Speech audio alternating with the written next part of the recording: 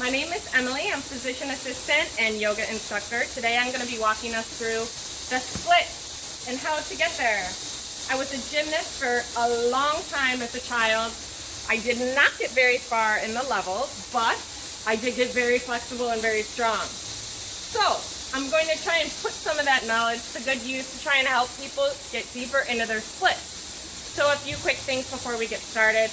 Very important point is always stretch the muscles warm. If you have to do jumping jacks or run in place, do squats, whatever you can, warm up the muscles for at least a minute, minute and a half. Ideally much longer than that, but if you're in a rush or want to get this in the morning when you wake up, do include a quick warm up that's gonna get your heart rate up there and the blood to the muscles so you're not putting yourself at risk for an injury.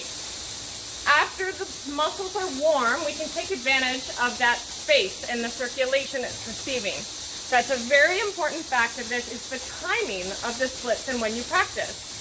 So, starting from a standing position, I'm going to start with the modified version using blocks. It's similar to triangle in the sense that both of our toe tips on both feet are going to be pointing forward towards the front of the room. You have 3 levels on your block. This is the tallest level. You could also flip it horizontal, or you could bring it flatter to the ground. So, bringing the blocks on either side of the ankle, we're going to be assuming essentially a high lunge position. Now, to get into the split, this is not the ideal position to enter. So you're going to be bringing your left foot down to the back, untucking the toes behind you. First, all we're doing is kneeling into the hip flexor stretch. This is the first thing that you're going to do once you have warm muscles. So get into a lunge. Important reminders here, knee over ankle. Knee does not go further in these deep hip flexor stretches than the ankle. So bringing it down, the next stretch you're going to do is going to be bringing it back, straightening the leg, half split. Maybe bringing the forehead down to the mat. This is the second stretch you're going to do. And you're going to hold it, and you're going to want to focus on keeping the back leg at 90 degrees and this leg about 45 degrees.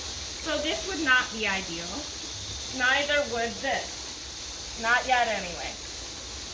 So we're in a lunge position. Lunge meaning that your legs are going to be 90 degrees when you stand up straight.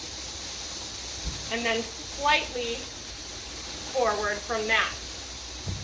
So this is the correct lunge, placement of lunge position into that. So this is essentially a modified lunge. So we'll move into it. So we're going to straighten the front leg. This is that stretch you're going to take. You can play around with dorsiflexion of the ankle, which is toes to nose, lengthening those hamstrings, getting them ready, or even dropping that right hip back to open up the SI joint, which is the sacroiliac joint, and the IT band. So you need to listen to your body with this, making sure that your muscles are warm. Inhaling, bringing it forward. You're going to oscillate between these 2 poses to gain that flexibility. And once you have these down, and you're warm, even before I go into splits, every time I do this several times. And then you're going to just gently wiggle the feet upward. This is the hardest part, is lifting the foot in front of your body or sliding the back foot back. It's not comfortable to push into the low back and push that leg back, and it's not comfortable to wiggle your foot out. It's not graceful to enter sometimes. So do what you can. You could be you're going to now bring the blocks under the hips for support, and you're going to gently wiggle the back leg back, keeping the toes down, tucked down, soles of the feet to the sky in the back, chest lifted, shoulders down so we're not collapsing in, okay? And gently, you're going to inhale, dropping the shoulders away from the ears, lengthening through the spine. During the exhales is where this growth happens. Exhale without bringing the shoulders collapsing into the neck. Bring the hips lower on the exhale. Staying there in that edge, the uncomfortable area of growth, Inhaling again. And exhaling deeper into the space you made. Inhaling again. Exhaling deeper. When you found your deepest area that you can reach, holding there, I would recommend for at least 2 to 3 minutes. Getting uncomfortable, playing around with lifting your arms up.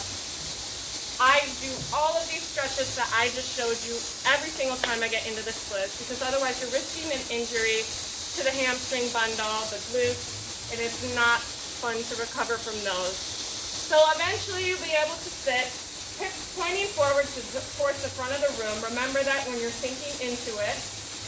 Shoulders pointing forward, chest over hips, so there is a slight unavoidable back bend. And for full expression, you can either bring the left knee bending, grabbing this leg in the back, eye gaze over the back right shoulder,